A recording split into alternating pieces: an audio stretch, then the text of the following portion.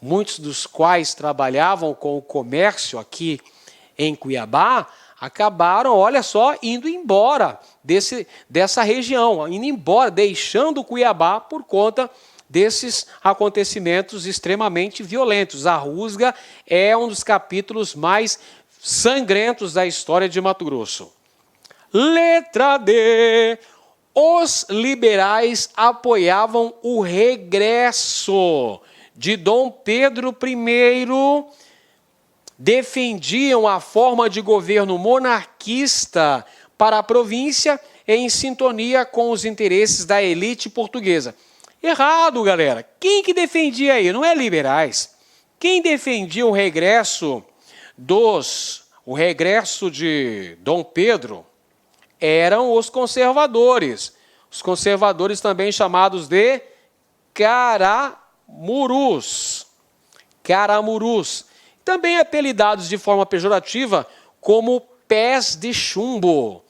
Pés de chumbo, ok? Eles é que defendiam o retorno de Dom Pedro. Dom Pedro abdicou do trono brasileiro em 1831. Para onde que ele foi, professor? Ele voltou para Portugal.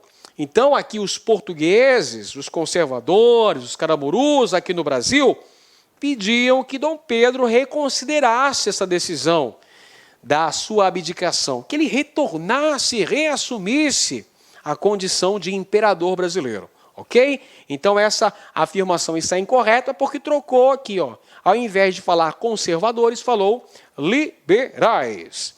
E letra E, a rusga foi um movimento revolucionário que lutou pela independência do Brasil e se inspirou no modelo republicano então vigente na América Latina. Gente, presta atenção, peraí, não vamos confundir, não troca as bolas aqui não, meu, pelo amor de Deus. A rusga aconteceu no momento em que o Brasil já era independente. O Brasil se tornou independente de Portugal em 1822. A rusga aconteceu 12 anos depois, 1834, já dentro do contexto do período regencial. E a rusga, meus amigos, não visava nada disso, mudar a forma de governo do Brasil, ter interesses, ter ideais republicanos. Não vou dizer para você que não existiam segmentos sociais que participaram da rusga que tinham ideias republicanas. Claro que as ideias republicanas já circulavam no Brasil como um todo, desde 1789, quando da ocorrência da Inconfidência Mineira, lá em Vila Rica, Minas Gerais. Mas agora, dizer que era o objetivo da rusga proclamar uma república na região é forçar a amizade, companheiro. Aí é brincadeira, né? Aí não dá para aceitar. Errada também a letra E, como já falamos, a única alternativa correta, letra A, de aprovação. Essa está correta. Bacana. Vamos para a próxima questão aqui. Questão sobre a Guerra da Tríplice Aliança contra o Paraguai. Mais especificamente, versando sobre a participação mato-grossense nessa guerra. Fica atento aí, galera, que a Guerra da Tríplice Aliança é um tema bastante recorrente. Então eu chego a apostar minhas fichas que possa aparecer uma questão relativa à participação de Mato Grosso no contexto da Guerra do Paraguai. Então vamos lá. A participação do Mato Grosso na Guerra da Tríplice Aliança, vamos lá, letra A, deu-se como cenário fundamental das batalhas finais. Então vamos lá. Cenário fundamental das batalhas finais, terrestres e fluviais, que resultaram na derrota das tropas paraguaias comandadas por Solano Lopes, presidente da República Guarani do Paraguai, pelos contingentes aliados, a Tríplice Aliança, liderados por Bartolomé Mitre, presidente da Argentina. Olha só, gente, veja só, essa afirmação está incorreta. Por que isso é incorreta? Porque Mato Grosso, dentro do contexto da Guerra do Paraguai, está ligada às primeiras batalhas. O território de Mato Grosso foi invadido e ocupado pelas forças paraguaias lá no finalzinho do ano de 1864. Uma parte do território, a parte sul da então província de Mato Grosso, região de Corumbá, Nioaque, Bela Vista, caiu nas mãos dos paraguaios. É o contexto do início da Guerra da Tríplice Aliança contra o Paraguai. Outro fator incorreto aqui. Quem vai liderar o processo de vitória da Tríplice Aliança contra o Paraguai foi Duque de Caxias, que comandou as forças do Exército Brasileiro durante boa parte desse conflito, e no finalzinho ele foi substituído pelo Conde D, o marido da princesa Isabel, genro de Dom Pedro II, portanto. Ok? Então, a alternativa A está incorreta. Mato Grosso não foi um cenário fundamental das batalhas finais da Guerra da Tríplice Aliança. Nada disso. Até porque as batalhas finais dessa referida guerra foram travadas dentro do território paraguaio. Letra B diz que a participação de Mato Grosso na Guerra da Tríplice Aliança ocorreu de forma direta. Forma direta, bacana, forma direta, mediante a invasão paraguaia em um contexto de muitas tensões na região, envolvendo a circulação de navios pela Bacia do Prata, a Bacia Platina. Sim, pessoal, qual que é o estopim que vai desencadear o início da Guerra da Tríplice Aliança? Foi a prisão do vapor brasileiro, o Marquês de Olinda, que conduziria para Mato Grosso o presidente da província, Frederico Carneiro de Campos, que inclusive morreu na prisão no Paraguai. Então, o início desse conflito está ligado num contexto muito maior, que diz respeito a questões geopolíticas, a disputa pela hegemonia sul-americana e pela livre navegação através do Rio Paraguai, que era a condição sine qua non para a integração de Mato Grosso com o restante do Império. Você se lembra que o Império Brasileiro não envidou esforços de conseguir a assinatura de um tratado de livre navegação entre o Império Brasileiro e a República Paraguaia, porque essa era uma condição fundamental para quebrar o isolamento da província de Mato Grosso. Navegação através do Rio Paraguai, que foi conseguida a duras penas, é verdade, no ano de 1856. Porém, em 1864, o presidente paraguaio Solano Lopes fechou a navegação através do Rio Paraguai, fato este que desencadeou essa violenta guerra. Então, Mato Grosso esteve envolvido de forma direta, teve seu território invadido e ocupado pelas forças inimigas, teve que garantir a defesa do território usando basicamente a sua população para defender seu território. Teve o episódio dos voluntários da pátria, nesse contexto histórico. Tivemos a varíola, que assolou Cuiabá e dizimou uma parcela considerável de sua população. Enfim, Mato Grosso participou de forma direta da Guerra do Paraguai. Correta a letra B. Mas a gente, para desencargo da consciência, a gente vai olhar as outras, tem que olhar.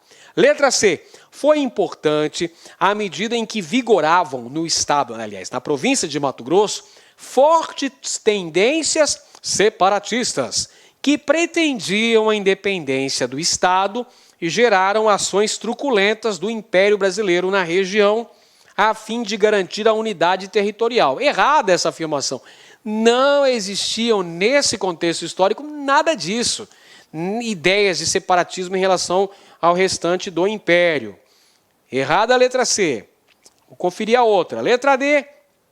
Evitou um desfecho desfavorável ao Brasil uma vez que a resistência militar que se estabeleceu nos fortes e vilarejos da região garantiu o recuo das tropas paraguaias e a rendição de Solano Lopes na zona de fronteira. Nada disso, galera. A província de Mato Grosso, precariamente militarizada, com a população reduzida, um vasto território, foi presa fácil do exército paraguaio, que não precisou de muito trabalho para conseguir invadir Corumbá, Forte Coimbra, Miranda, Bela Vista, Nioaque, toda essa região caiu nas mãos do exército inimigo. Perfeito? E a rendição de Solano Lopes foi na rendição, ele não se rendeu. Ele não se rendeu, ele morreu. Ele foi morto na Batalha de Cerro Corá, 1º de março de 1870. É o final da Guerra do Paraguai. Então a guerra só termina quando o presidente paraguaio foi morto. O Paraguai não se rendeu. O Paraguai lutou com todas as suas forças. Tanto é, senhoras e senhores, que no final da guerra o Paraguai já recorria a meninos de 13, 14 e até de 12 anos de idade para combaterem nas fileiras do exército, uma vez que o número de homens adultos havia sido reduzido de forma drástica. Bacana? Letra E, contribuiu para o êxito das operações das tropas aliadas, lideradas pela Guarda Nacional Argentina, que montou nesta província uma sólida base militar com recursos provenientes da Inglaterra. Gente, olha só, presta bem atenção, hein?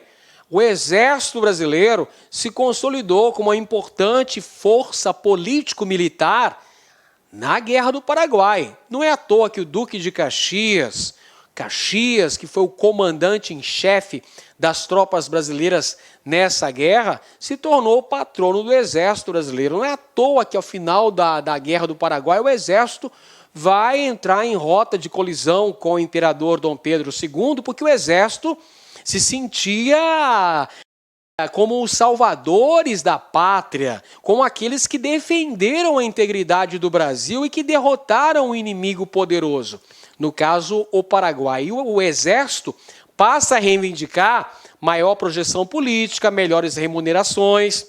Isso aí vai gerar a famosa questão militar. Então não foi a Guarda Nacional Argentina, pelo amor de Deus, quem comandou as forças militares brasileiras foi o Exército. E teve uma participação também significativa da Marinha Brasileira. Não podemos esquecer que importantes batalhas navais foram travadas. Batalha do Riachuelo, Batalha do Havaí. A gente tem o Almirante Tamandaré como uma figura importante do ponto de vista militar, também no contexto da Guerra da Tríplice Aliança.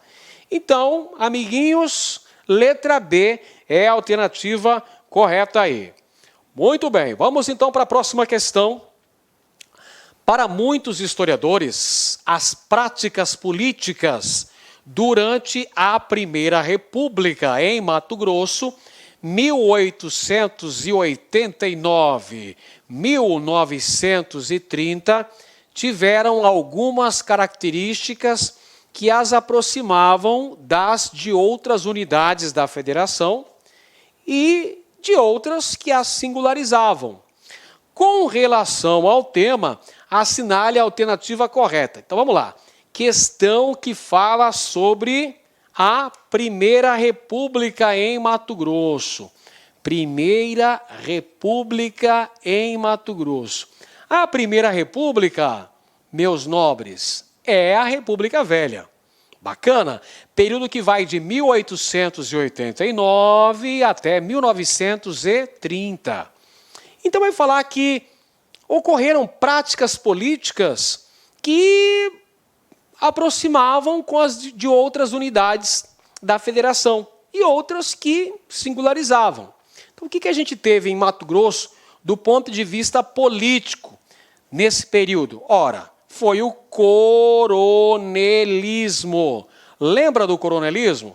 O coronelismo era o poder político exercido em esfera local pelos grandes proprietários de terras, ou grandes comerciantes também, que através de seu poder econômico conseguiram também um grande poder político, porque eles controlavam os votos das pessoas que estavam ali como seus agregados. Por que eles controlavam o voto, professor?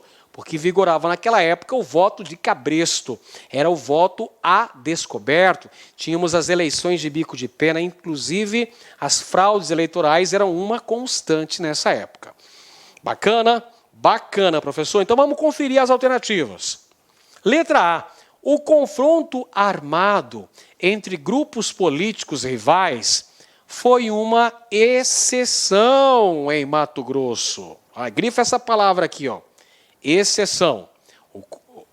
Se você quiser, pode grifar essas outras duas aqui, ó. Confronto armado. Confronto armado entre grupos políticos rivais foi uma exceção em Mato Grosso durante esse período? Não.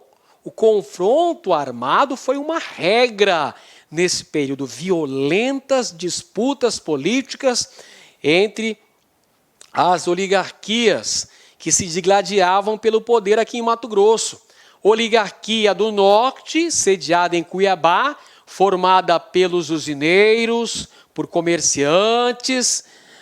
Oligarquia do Sul, sediada inicialmente em Corumbá e depois em Campo Grande, formada por comerciantes, pelos proprietários da Companhia Mate Laranjeira e por pecuaristas da região do Pantanal.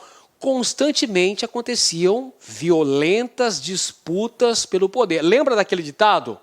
Justiça de Mato Grosso, calibre 44. Então dizia-se que a justiça em Mato Grosso era baseada no artigo 44, era resolvida através do artigo 44, ou seja, através do calibre 44, mostrando aí uma feição bastante violenta. Várias disputas coronelistas em Mato Grosso. Você tem, por exemplo, o massacre da Baía do Garcês, a revolta de 1906, podemos mencionar também o conflito Morbeck contra Carvalhinho, enfim, uma série de conflitos políticos, muitas vezes conflitos armados, violência, uma constante nessas disputas políticas. Portanto, está incorreta a letra A. Então, vamos para a letra B. A violência política em Mato Grosso nesse período pode ser explicada pela existência de uma sociedade urbana e industrial. Gente, incorreta. Quais eram os principais pontos da economia mato-grossense nessa época? Lembra? A economia mato-grossense na Primeira República estava centrada no extrativismo vegetal, com a poaia, a erva mate, o látex. Estava centrada também nas usinas de açúcar na região do Rio Abaixo e também na criação de gado, na atividade da pecuária. Portanto, era uma economia essencialmente ruralizada, assim como a população de Mato Grosso era uma população essencialmente rural nesse período. Então, como ele fala que é uma sociedade urbana e industrial, ele mentiu para nós. E se mentiu para nós, essa alternativa B está incorreta. Vamos então para a próxima, não tem problema. Letra C. A propriedade de grandes extensões de terra e o controle de um considerável contingente de trabalhadores constituem um dos pilares do mandonismo dos chefes políticos do período no Estado. Como é que eram chamados esses chefes políticos aí, professor? Eles eram chamados de coronéis. É a fase do coronelismo em Mato Grosso. Totó Paz, Generoso Ponce, Peixoto de Azevedo, quem mais? Pedro Celestino, Mário Correia e outros tantos nomes, né? São representantes do coronelismo em Mato Grosso, nesse contexto. Os coronéis eram grandes latifundiários ou grandes comerciantes também, que exerciam pressão sobre as populações que dependiam de suas benesses, de seus favores, clientelismo, fisiologismo, troca de favores, voto de cabresto, eram todas essas características do período. Corretíssima. Vamos assinalar então, letra C de casa está correta. Letra D diz que a violência política no período foi em grande medida amenizada. Amenizada devido à organização dos trabalhadores rurais, hein? Olha só, organização dos trabalhadores rurais que exigiam maior transparência nas ações políticas. Não, gente. A maioria dos trabalhadores rurais era constituída por pessoas completamente analfabetas. Então, isso contribuía para dificultar ainda mais a formação de uma organização, de uma associação dos trabalhadores. Tanto é, senhoras e senhores, que as condições de vida e de trabalho nessa época em Mato Grosso eram terríveis. As condições de trabalho nas usinas, nos canaviais, na criação de gado, no extrativismo de poaia, de erva mate, de látex, nos garimpos, as condições de vida eram péssimas. Inclusive, esses trabalhadores estavam sujeitos a castigos físicos. Então, claro que não havia uma grande organização. Então, quer dizer que não existiu nenhum tipo de organização? Espera aí, eu não falei isso. Existiam formas de organização, mas isso mais na porção sul. Na porção sul, que tinha uma economia mais dinâmica, lá em Corumbá, por exemplo. Vamos pegar o exemplo emblemático de Corumbá, que era uma cidade bastante dinâmica do ponto de vista econômico. Lá chegou a existir associações de trabalhadores ligados ao trabalho no porto de Corumbá. Os portuários chegaram a ter organização. Os ferroviários, pessoal, não podemos esquecer que a ferrovia noroeste do Brasil, os trilhos dessa ferrovia, chegaram a Mato Grosso no início do século XX. Então, ali surgiu uma associação de trabalhadores. Mas, via de regra, durante a Primeira República, principalmente no que tange aos trabalhadores rurais, não tivemos organização. Perfeito? Organização e resistência.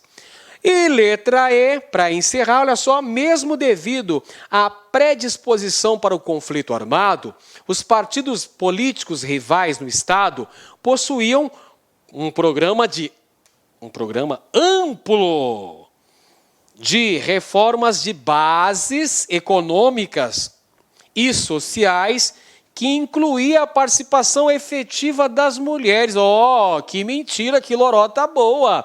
Gente, para com isso. Os partidos políticos existentes aqui em Mato Grosso, que eram partidos regionais, o que eles defendiam? Defendiam os seus próprios interesses político-partidários. Eles não estavam ligando bolhufas para o restante da população. Queriam apenas o voto. Eram apenas seus interesses político-partidários. Não é essa política patrimonialista, uma herança de nossa colonização que vigorava nessa época. Segundo ponto, não havia programas assim de amplas reformas sociais. Para com isso, lógico que não. Participação efetiva das mulheres nas eleições? Não, né, gente? As mulheres só começam a votar no Brasil a partir de 1932. Portanto, é no período posterior à Primeira República. Como é que é chamado o período que vem depois da Primeira República no Brasil? É chamado de Era Vargas. É só com Getúlio Vargas que as mulheres conquistam gradativamente o direito de participação política no Brasil. Então, olha só, já falamos, né, que a única correta era a letra C de casa. Maravilha! E aí, está gostando da nossa resolução de questões? Está contribuindo para a sua aprendizagem? Está testando legal o seu conhecimento? Está se preparando de forma condizente para a prova? Que beleza. É isso que a gente quer. Quer foco total, hein, gente? Agora é reta final, é hora de, olha só, turbinar os estudos, hein? Vamos lá. Próxima questão. Por falar em Era Vargas, acabamos de dizer, as mulheres começaram a votar na Era Vargas, hein? Uma questão que diz respeito à Era Vargas. Você lembra? Estudou a Era Vargas em Mato Grosso. Questões políticas e questões econômicas. Não é isso? Bacana. Um dos temas importantes, olha aí, é a Marcha Proeste. Marcha Proeste foi um projeto federal de colonização. Colonização das terras matogrossenses, que foi responsável pela criação de 2 territórios federais em Mato Grosso. O território de Ponta Porã, na porção sul, e o território do Guaporé, na porção noroeste. Vamos lá então aqui.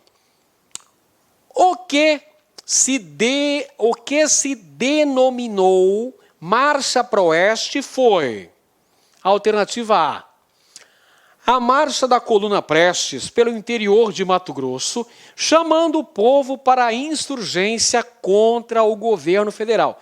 Não, gente. A marcha da coluna Prestes passou pelo território brasileiro, pelo território mato-grossense, antes de entrar no território boliviano.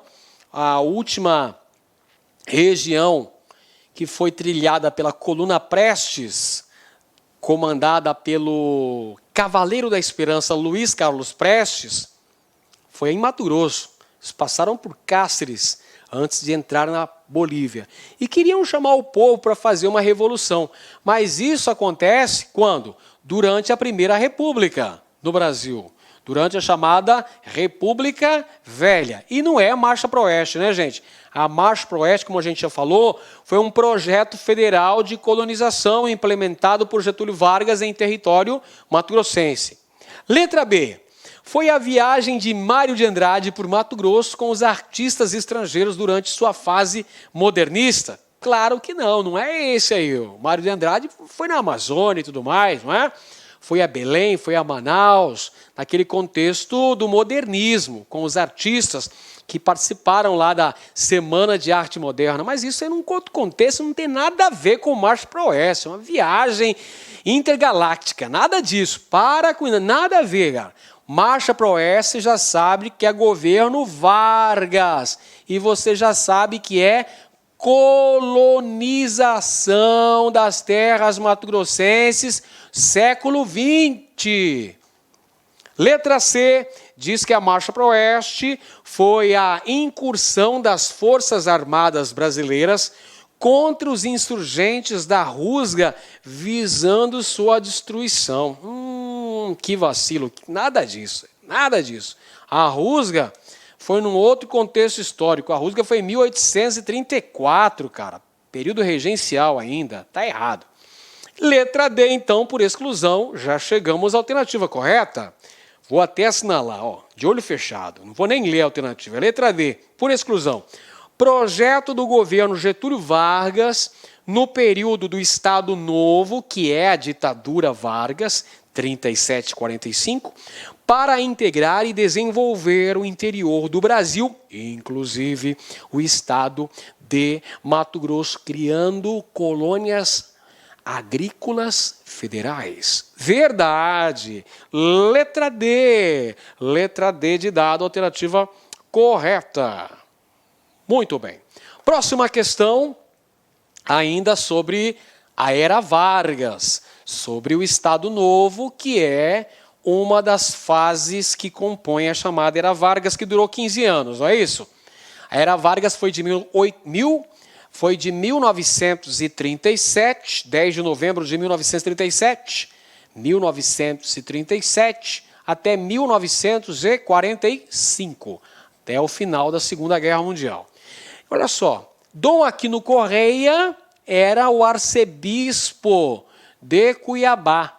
Dom Aquino Correia, arcebispo de Cuiabá, e ele também foi governador de Mato Grosso durante a Primeira República, no contexto da Caetanada, Dom Aquino Correia, autor do hino de Mato Grosso, primeiro mato-grossense aceito na Academia Brasileira de Letras, fundador do Instituto Histórico e Geográfico de Mato Grosso, Dom Aquino Correia, recebeu Vargas. Vargas, inclusive, o primeiro presidente da República a visitar Cuiabá. Isso aconteceu no ano de 1941, e Vargas ali fez questão de cumprimentar Dom Aquino Correia e tudo mais. Como é que foram essas relações entre a Igreja e o Estado Novo? Vamos lá. Foram marcadas pela oposição do arcebispo ao governo Vargas. Não, gente. A Igreja foi importante aliada de Vargas durante o Estado Novo. O Estado Novo não foi implantado no Brasil com a justificativa de que era para livrar o Brasil do perigo vermelho, do perigo comunista, do ateísmo comunista. Então, a Igreja Católica foi importante aliada de Vargas nesse processo. Então, olha só, quando fala que foi uma oposição da Igreja em relação ao Estado Novo, está errado. Letra B, foram de proximidade e aliança política. Sim, verdade, correto. Pode marcar aí, ó, letra B de bola, a alternativa correta. Proximidade e aliança política, tanto que Vargas vem a Mato Grosso, Vargas visita Cuiabá, vem inaugurar uma série de obras na avenida que levou o seu nome, a Avenida Getúlio Vargas, no centro histórico de Cuiabá. Inauguração da Avenida Getúlio Vargas do Grande Hotel, inauguração ali de uma série de obras que marcam a administração do interventor federal Júlio Miller. Júlio Miller era o governador de Mato Grosso durante o Estado Novo. Letra C diz que foram de distanciamento, pois o arcebispo não aceitava a relação entre igreja e política. Claro que não, gente, claro que não, está errado. A igreja era importante aliada à política de Vargas no contexto do Estado Novo. E letra D diz que entre esse arcebispo e o Estado Novo, as relações foram apenas protocolares. Não, relações de amizade e aliança política. Está aqui, pessoal. A alternativa correta, então, é a letra B. Pronto, letra B de bocejo. É a alternativa correta aí. Pode assinalar. Sem medo de ser feliz, hein? Sem medo de ser feliz. Momento de descontração aqui. A professorinha pergunta aqui. Chico Bento, Chico, seja uma das maravilhas do mundo. E o Chico Bento aqui, sem pestanejar, já responde na lata. Passar em um concurso público, professora. Tá certo? Olha a sabedoria do caipira aí, gente. Tá certo? Passar no concurso público. E você vai passar nesse concurso da SEDUC, porque você está se preparando aqui com a melhor equipe de professores do Brasil. As melhores aulas contextualizadas para você realmente turbinar, para você potencializar a sua aprendizagem e ter um grande desempenho. Mas vamos em frente. Próxima questão. Vamos lá, a nossa maratona continua. Vamos em frente. A discussão da sua Constituição veio desde a década de 50. A primeira proposta foi do ano de 1952 e mostrava uma área 5 vezes maior do que é hoje. Sua criação ocorreu em 1961. Os interesses imobiliários mato-grossenses se posicionaram contra a sua Constituição. Foram realizadas sucessivas divisões do projeto. A área contemplou a territorialidade integral de algumas etnias, mas deixou fora parcelas significativas de território tradicional de povos que lá habitavam. Os Panará, Ikpeng, Kindseg e os Caiabi perderam territórios na sua ida para o local. Então, olha só, aí temos uma citação que vai falar sobre a criação de um importante Parque Nacional Indígena no Brasil, mais especificamente no território de Mato Grosso, no estado de Mato Grosso. Vai falar que essas ideias já existiam desde meados do século XX, na década de 50, mas que a luta pela criação de tal Parque Nacional Indígena ganhou força mesmo ali no início dos anos 60, quando ocorreu a criação, em 1961, batendo de frente, chocando-se com os interesses imobiliários mato-grossenses que não viam com bons olhos a criação desse Parque Nacional Indígena em terras mato-grossenses. Vai dizer também que a primeira proposta mostrava uma área 5 vezes maior do que ela é hoje. Bacana. E que também, outro assunto aqui, ó, os Panará, Iquipeng, Quindicege e os Caiabi perderam territórios na sua ida para o local. Então, ocorreu uma forma de desterritorialidade de algumas etnias indígenas que foram para esse Parque Nacional.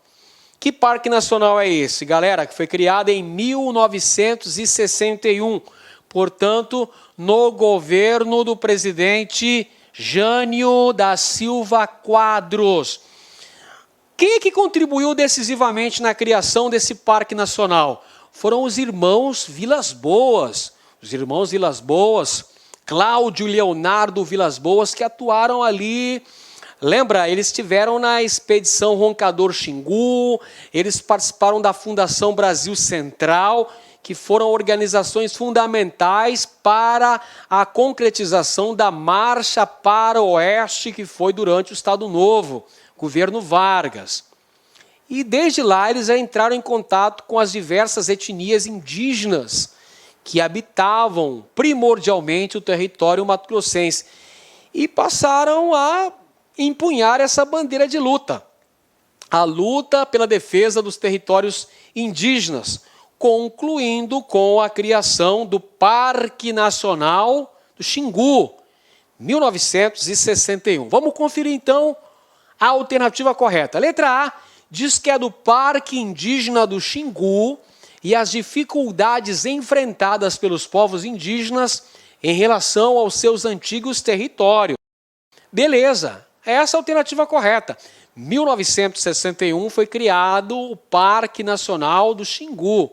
Mas você viu lá que o projeto inicial era 5 vezes maior, o território 5 vezes mais amplo do que o que foi criado, do tamanho que é hoje. O tamanho que é hoje, não é? Por conta do avanço do agronegócio, por conta do avanço das forças produtivas, entra em choque com os interesses dos povos indígenas. Então aqui é a alternativa correta. Parque Nacional Indígena do Xingu e as dificuldades enfrentadas pelos povos. Citou aí os Caiabi, por exemplo, tiveram que sair de seu território ancestral para ficarem dentro do Parque Nacional do Xingu. Então vamos assinalar, a alternativa A é a correta. Letra B diz que é o Parque Nacional do Chapada dos Guimarães e a relocação dos indígenas que não poderiam continuar vivendo na unidade de conservação. Não, não é o Parque Nacional de Chapada dos Guimarães, que é posterior ao Parque Nacional do Xingu. O Parque Nacional do Xingu, sim, é a criação de um território destinado a manter uma série de povos indígenas, uma série de etnias indígenas. Letra C diz que a comunidade quilombola de Mata Cavalo e os problemas territoriais das etnias envolvidas. Pessoal, essa é uma outra temática importante, mas não diz respeito ao assunto tratado no texto. Comunidade quilombola de Mata Cavalo, município de Nossa Senhora do Livramento, pessoal. E vocês sabem muito bem que na Constituição Federal, a Constituição Cidadã de 1988, estão assegurados os direitos das comunidades quilombolas aos remanescentes. enfrentando inclusive a rejeição por parte de proprietários rurais.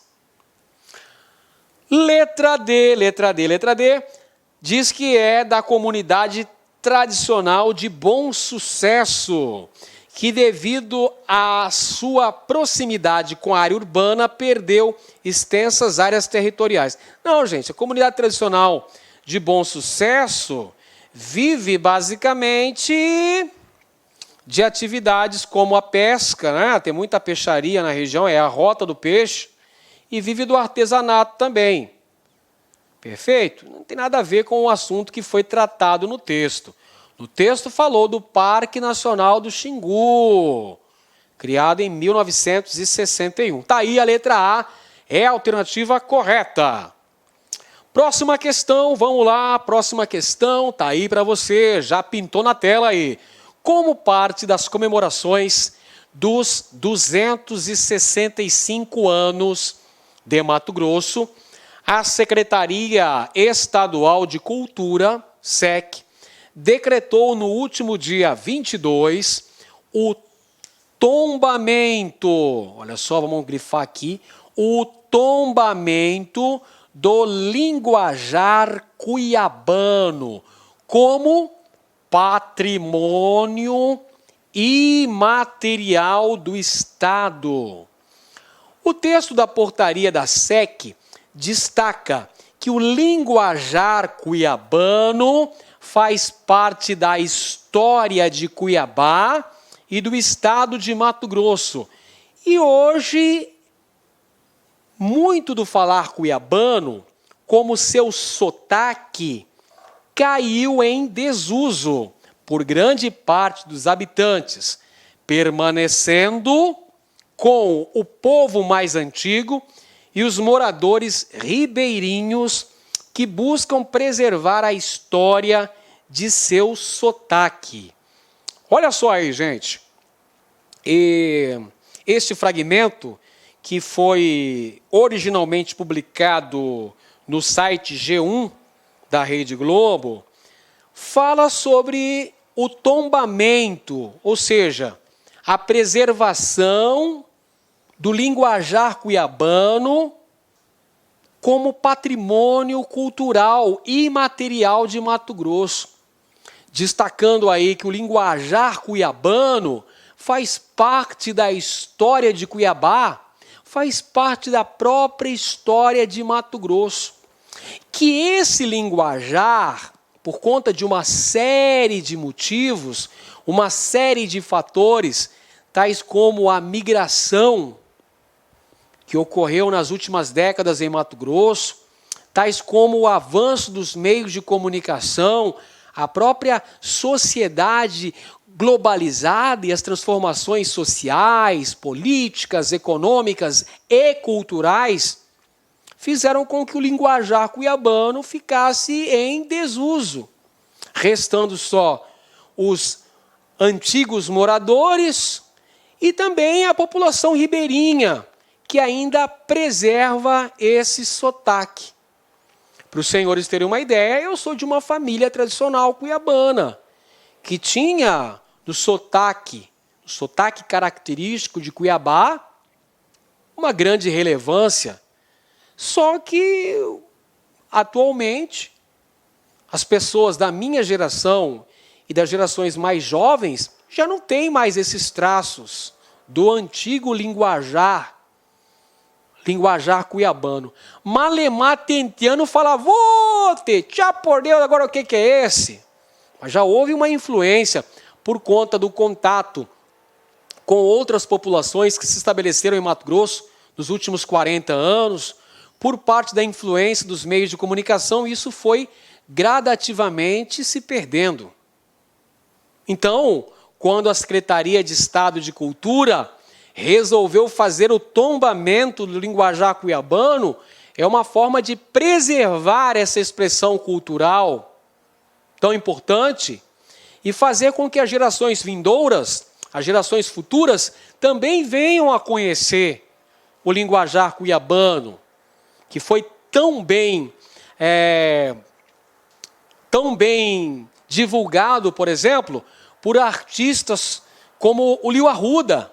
O Liu Arruda tinha uma série de personagens, como a comadre Nhara. Juca, acorda, deixa aí esse homem, Juca. Olha, acorda, ainda tem um bocadinho de pinga para você beber. Pau de fumo. Tá Bertete, não pode nem dormir. Triscou na cama de avença a mulher te amar. Vute, parece trombada de caminhão. Trombada de caminhão, Jucu, merda. Quer dizer, aquele linguajar tradicional do cuiabano vai se perdendo por conta das transformações socioculturais que o Estado, que o Brasil, que o mundo todo está vivendo. Então, o tombamento do linguajar cuiabano é fundamental nesse propósito, galera. Vamos conferir o comando da questão? Tá aí, olha só. Com base na notícia acima, assinale a alternativa que identifica corretamente a importância cultural do tombamento do linguajar cuiabano. Qual que é a importância vital, a importância do ponto de vista cultural do tombamento do linguajar cuiabano lá em 2013, pessoal? Vamos conferir alternativas? Letra A. O tombamento do linguajar cuiabano conserva o conjunto de fonemas, vocabulário e expressões peculiares do modo de falar da região, diferente dos falares do resto do país. Vamos ver a próxima. Letra B. A portaria da SEC estabelece a necessidade de modernizar a linguagem corrente cuiabana, fomentando o uso da norma culta na língua. É isso que foi falado na notícia? Justamente o contrário. Justamente o contrário. A portaria está falando do tombamento do linguajar cuiabano, forma de valorizar esse linguajar e garantir a sua preservação do ponto de vista cultural. Então, a letra B a gente já elimina, está excluída. Letra C. O linguajar cuiabano foi tombado para construir precioso patrimônio etnográfico e arquivístico a ser preservado em instituições de memória. Pessoal, não. É patrimônio imaterial, meus amiguinhos. Se é patrimônio imaterial, é algo que é intangível. O que é intangível, professor? Que não se pode tocar. É algo, por exemplo, o modo de falar, os costumes, as tradições, os cultos religiosos, as festas, tudo isso aí é o quê? São aspectos relativos à cultura imaterial. E o linguajar cuiabano nada mais é do que o modo característico de se falar na região da Baixada Cuiabana, na região ribeirinha. Agora o que é esse, chamando? Então é o linguajar cuiabano, característico aí. Então está errado aí, está errado a letra C, porque é patrimônio imaterial. Letra D diz que o decreto da SEC visa proteger expressões e fonemas trazidos pelos imigrantes oriundos do sul do Brasil, misturados aos castelhanos da região do Prata. Eles querem preservar o bate. É isso? É para preservar, então, o linguajar característico dos sulistas que vieram em ondas migratórias para Mato Grosso? Não, não é nada disso. É para preservar os fonemas característicos dessa região aqui, moçada. Da região de Cuiabá. E letra E, o que a gente tem na letra E? O tombamento busca incentivar a redescoberta da especificidade cultural do linguajar cuiabano, promovida pela recente democratização do acesso aos meios de comunicação de massa. Não, gente. O acesso aos meios de comunicação de massa fizeram com que gradativamente o linguajar cuiabano fosse perdido, fosse ficando mais restrito para aquelas pessoas mais velhas, aquelas pessoas mais idosas ou aquelas pessoas que moram nas comunidades ribeirinhas. A exemplo de São Gonçalo Beira Rio, que tem lá o grupo de Siriri Flor Ribeirinha, Dona Dominga está lá. A comunidade de Bom Sucesso, agorinha falei de Bom Sucesso, Rota do Peixe, são comunidades que têm ainda um certo traço de preservação do linguajar cuiabano. Então, também está errado aqui, ó, porque o acesso aos meios de comunicação ajudou a se perder essa característica do linguajar cuiabano. Perfeito? Porque você não vê novela com linguajar cuiabano. Novela pode até trazer um linguajar nordestino, um linguajar paulista, um linguajar carioca, até um linguajar sulista, mas um linguajar cuiabano eu não vi ainda.